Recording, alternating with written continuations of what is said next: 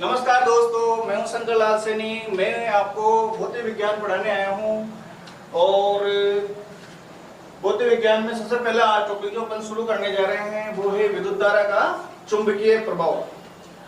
जैसा कि दोस्तों इस टॉपिक के पहले अपन विद्युत क्षेत्र के बारे में डिस्कस करते हैं, उसके बाद में विद्युत धारा के बारे में डिस्कस करते हैं। तो अब जो इसके बाद जो टॉपिक आता है विद्युत धारा के बारे में वो आता है विद्युत धारा का चुंबकीय प्रभाव। आरबीएससी के अंदर ये जो टॉपिक है ये 5 नंबर का आता है और ये अपने आप में एक यूनिट भी है। अपने आप में ये एक क्या है, यूनिट भी है और अपने आप में ये अकेला एक चैप्टर भी है। मतलब इस यूनिट के अंतर्गत सिर्फ और सिर्फ एक ही चैप्टर आता है विद्युत धारा का चुंबकीय प्रभाव। यूनिट और चैप्टर दोनों ही है। ये आरबीएससी में ये जो चैप्टर आता है ये बहुत इंपॉर्टेंट चैप्टर है और बेसिक चैप्टर है। इसके अंदर अधिकांश डेरिवेशन मतलब ये मैथमेटिकल टॉपिक होता है विद्युत धारा का जो चुंबकीय प्रभाव है और ये एक भौतिक विज्ञान का पूरा बेसिक चुंबकीय क्षेत्र को समझाने के लिए होता है। ठीक है भाई। चैप्टर 7 नंबर का चैप्टर है ये आरबीएससी के अंदर विद्युत धारा का चुंबकीय प्रभाव, मैग्नेटिक इफेक्ट ऑफ करंट। तो आज मैं इस टॉपिक के बारे में आप लोगों को बहुत अच्छे से समझाने वाला हूं और इस वीडियो को बिना स्किप करे आप लोग निरंतर देखें। अगर आपको इसको अच्छे से समझना है चुंबकीय क्षेत्र के बारे में तो इस वीडियो की सहायता से अपन इसको समझ सकते हैं।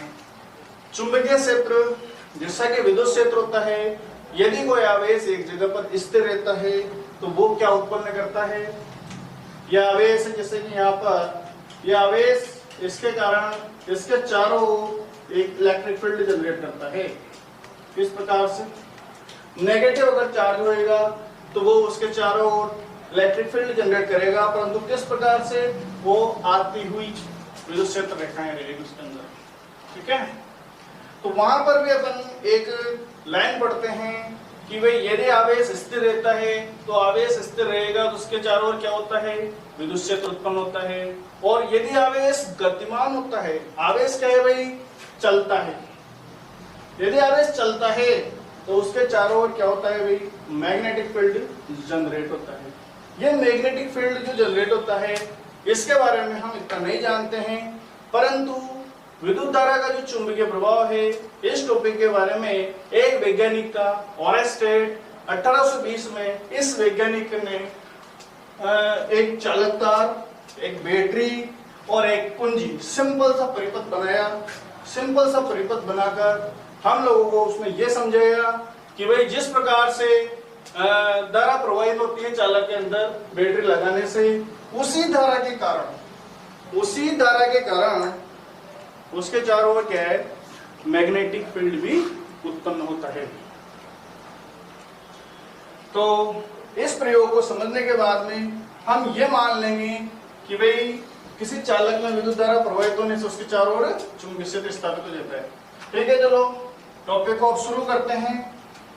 देखो यहाँ पे जैसा कि तुम डायग्राम देख रहे हो, हमने एक क्या लिया यहाँ पर, चालक तार ए बी लिया। हमने क्या लिया यहाँ पर, एक चालक तार ए बी लिया। ठीक, इस चालक तार को एक बैटरी की सहायता से जोड़ दिया। बैटरी अपन किसी भी प्रकार से जोड़ सकते हैं। ऑरेस्टेड ने एक्सपेरिमेंट किया था तो उसने एक चालक लिया, उस चालक को एक बैटरी से जोड़ दिया। ठीक, उसके बाद में उसने एक कुंजी भी ली, परिपथ में धारा प्रवाह को कम ज्यादा करने के उसने एक कुंजी भी ली है। साथ में एक और उपकरण लिया है, कंपास। कंपास चुंबकीय सुई भी हो सकती है। ये कंपास के बारे में मैं आपको बता दूं कि ये एक ऐसी युक्ति होती है जो सिर्फ और सिर्फ चुंबकीय क्षेत्र से ही डिफ्लेक्ट हो सकती है।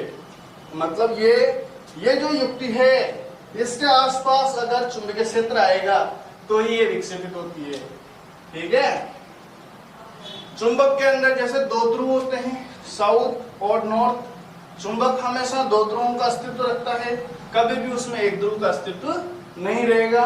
तो यह चुंबकीय सुई या कंपास एक ऐसा उपकरण है जो सिर्फ और सिर्फ चुंबकीय क्षेत्र से विक्षेपित हो सकता है, और अल्प चुंबकीय क्षेत्र भी इसके पास अगर आता है तो ये विक्षेपित हो जाता है। मैंने यहाँ पर दिशाओं को जानने के लिए एक छोटा सा दिशा सूचक यंत्र भी लगा रखा है जो दिशाओं को प्रदर्शित करता है, नॉर्थ, साउथ, वेस्ट, ईस्ट, जिससे हम दिशा का जानकारी प्राप्त करेंगे, क्योंकि चुंबकीय जो क्षेत्र उत्पन्न होएगा उसकी दिशा भी होएगी। ठीक है, तो देखो यहाँ पर शुरू करते हैं अपन। अब यहाँ पे एक बैटरी ले लिया अपन ने, कुंजी ले ली, और इनको किसके साथ जोड़ दिया अपन ने? एक चालक तार के साथ जोड़ दिया, एक चालक तार ए बी, और इस पूरी व्यवस्था को अपन ने कंपास के ऊपर ओवर, बिना स्पर्श करे हुए ओवर रख दी। ठीक है, यह व्यवस्था अपन भी बना सकते हैं, प्रयोग इसको अपन भी कर सकते हैं, सिंपल प्रयोग है ये। अभी तक इस व्यवस्था के अंदर हमने बटन चालू नहीं किया है, कुंजी ऑन नहीं की है, यहाँ पर कुंजी है, इस अर्थात इसमें कोई धारा प्रवाहित नहीं हो रही है। जब तक इसके अंदर विद्युत धारा प्रवाहित नहीं होती है तो ओरेस्टेड ने पाया कि इस कंपास के अंदर कोई चुंबकीय क्षेत्र, मतलब यहाँ पर इस कंपास में कोई विक्षेप प्राप्त नहीं होता है। जैसे ही जब तक इसमें कुंजी नहीं लगा रहे हैं, धारा मिल नहीं रही है, उसके कारण अपन को यहाँ पर कोई विक्षेप प्राप्त नहीं होता है। पहले स्टेप में क्या कर रहे हैं अपन? यहाँ पर भाई धारा प्रवाहित नहीं कर रहे हैं, कोई विक्षेप नहीं आ रहा है। ठीक, अगले स्टेप में क्या किया? यहाँ पे कुंजी लगाई, कुंजी के लगाते ही हमें पता है कि धनावेश से ऋणावेश की ओर विद्युत धारा का प्रवाह होगा। धारा ए से बी की ओर जाएगी चालक तार के अंदर, इसमें धारा प्रवाह होता है। तो प्रेक्षण यह पाया जाता है कि जैसे ही इसमें धारा चालू होती है कंपास विक्षेपित होता है। ये कंपास विक्षेपित होता है, इसमें मूवमेंट होता है, इसके अंदर हलचल होती है। हमें यह पता नहीं है कि ये हलचल इधर ही क्यों हो रही है। फिलहाल हम ये देखना चाहते हैं कि भाई इसमें विक्षेप आया है।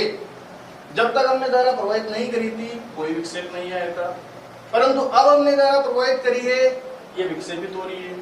कंपास, मैं जस्ट अभी बता चुका हूं तुम्हें कि कंपास क्यों विक्षेपित होती है, जब इसके आसपास चुंबकीय क्षेत्र उत्पन्न होगा। विद्युत क्षेत्र से ये विक्षेपित नहीं होती। ठीक है, अगले स्टेप में उसी एक्सपेरिमेंट को और बढ़ाया गया। इस एक्सपेरिमेंट में क्या कर दिया भाई अपन ने?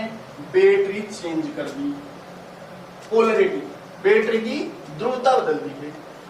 यहाँ पर अपन ने प्लस इस ओर लगा रखा है, माइनस इस ओर है, यहाँ पर प्लस और माइनस की ध्रुवता को बदल दिया है। तो अब हम क्या देखते हैं? यहाँ पर जैसे ही बैटरी बदली जाती है, जैसे ही बैटरी बदली जाती है तो परिपथ में धारा प्रवाह की डायरेक्शन बदल जाएगी। धारा प्रवाह इस प्रकार से जाएगा, आपके बाद क्लॉकवाइज, पहले एंटी क्लॉकवाइज हो रहा था।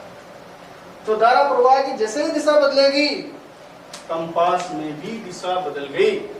सेकंड स्टेप हम देख रहे हैं, जो कंपास है वो साउथ से नॉर्थ व्यवस्थित था, तो उसमें क्या है? टर्न किधर कर रहा है भाई? ये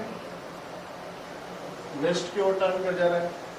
थर्ड कंडीशन में क्या देख रहे हैं कि ये ईस्ट की ओर टर्न कर जा रहा है, अर्थात कंपास हुई विक्षेपित होती जा रही है। तो ओरेस्टेड ने ये सब व्यवस्था लेके जो प्रेक्षण प्राप्त किए, उन प्रेक्षणों को देखो यहाँ पर क्या क्या हुआ। जब तक कुंजी नहीं लगाते हैं तब तक कंपास सुई विक्षेपित नहीं होती है। जैसे ही कुंजी लगाते हैं कंपास सुई टर्न करती है। इस परिपथ को कंपास के पास लेके जाते हैं तो विक्षेप बढ़ता है। इस परिपथ में धारा का मान बढ़ाते हैं तो विक्षेप बढ़ता है, धारा का मान घटाते हैं तो विक्षेप घटता है। कंपास को इसके पास लेके जाते हैं तो विक्षेप बढ़ता है, कंपास को इससे दूर लेके जाते हैं तो विक्षेप घटता है। और जस्ट धारा की दिशा बदलते हैं तो विक्षेप की दिशा बदल जाती है। ये सब प्रेक्षण ओरेस्टेड ने प्राप्त किए। अब इन्हीं प्रेक्षणों के आधार पर ओरेस्टेड ने निष्कर्ष निकाले, रिजल्ट निकाले, कल्पना की कि भाई कंपास क्यों विकसित हुआ, कि भाई इसके चारों ओर चुंबकीय क्षेत्र स्थापित हुआ होगा, इसलिए ये विकसित हुआ। जहां पर इसमें पास ले जाने से या धारा बढ़ाने से विक्षेप क्यों बढ़ा, कि धारा बढ़ने से चुंबकीय क्षेत्र बढ़ता होगा।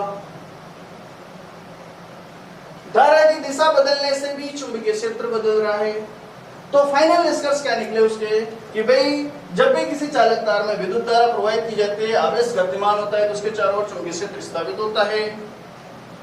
यदि किसी चालक में धारा प्रवाह की दिशा किधर से किधर हो रही है, इस चालक में भाई यहाँ पर कैसे हो रही है धारा की दिशा, इसके अनुसार साउथ से नॉर्थ की ओर हो।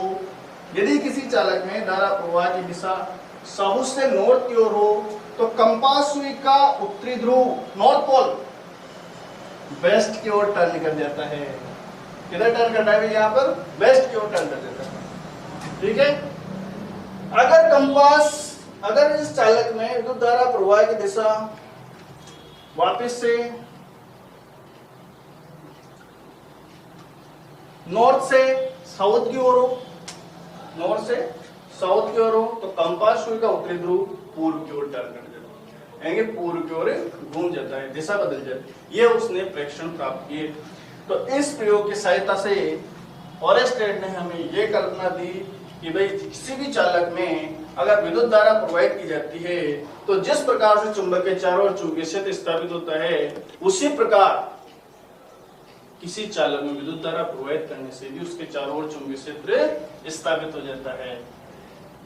इन निष्कर्षों से और इन प्रेक्षणों से ये फाइनल परिणाम निकलता है हमारे पास में कि भाई धारा प्रवाह से उस चालक के चारों ओर चुंबकीय क्षेत्र स्थापित होता है। इससे ही विद्युत धारा का चुंबकीय प्रभाव करते हैं। तो विद्युत धारा के चुंबकीय प्रभाव की डेफिनेशन समझ में आई यहाँ पर, कि जिस प्रकार से किसी चुंबक में चारों ओर चुंबकीय क्षेत्र स्थापित हुआ, उसी प्रकार उस चालक में विद्युत धारा प्रवाहित करने से उसके चारों ओर क्या हुआ, चुंबकीय क्षेत्र स्थापित हुआ। इसको विद्युत धारा का चुंबकीय प्रभाव कहते हैं।